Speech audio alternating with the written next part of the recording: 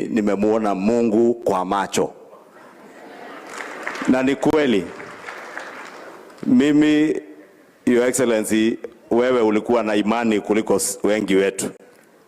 Na tulikuwa tumepigwa, tumefinywa, tumeteswa, tukateseka, tukakaa watu hawana maana. Lakini wakati matangazo ya uchaguzi yalianza kutangazwa, nikaongea na ndugu yangu Dende Nyoro, akaniambia Murang'a 100% MCAs, all MPs ni UDA. Kwetu Kiambu nikahesabu hivyo. Kura ya rais tulikuwa tumepata takrimu. Na nikaona tumeshinda. Mimi sikuona sisi.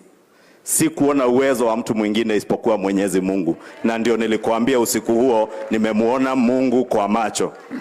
And we join you to give thanks because indeed this was a work of God and nobody else.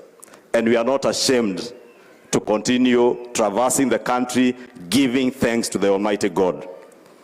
Your Excellency, we have been told, don't ignore the small people or the hustlers and listen to them. Those who are ahead of you ignored the hustler nation. The hustler nation spoke in your favor, guided by God. But I also ask you, in tweaking that a bit, Your Excellency, please ignore the big people. Don't ignore the hustler nation, don't ignore the small people, but ignore the big people. I have seen very big people in this country now threatening us that they will ask people from some regions that if development is not taken to them, not to pay taxes. I want to ask all Kenyans.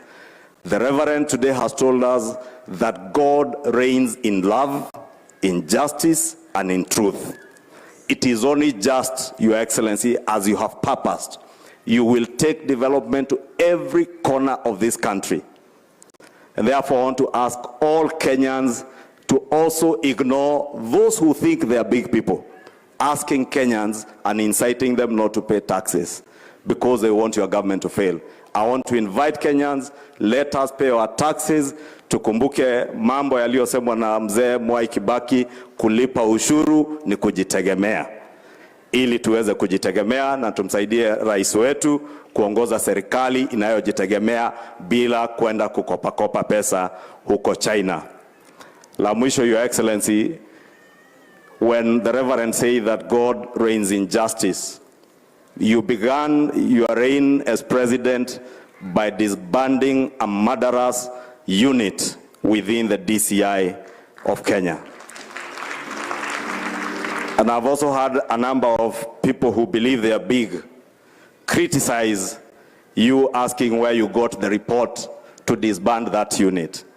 Because we serve a God who believes and who reigns in justice, Your Excellency, continue ensuring that you reinstate the rule of law in this country, that no other Kenyan in the history of our land will be murdered by anybody because they are policemen or they are DCI officers or they are suspected of whatever crime.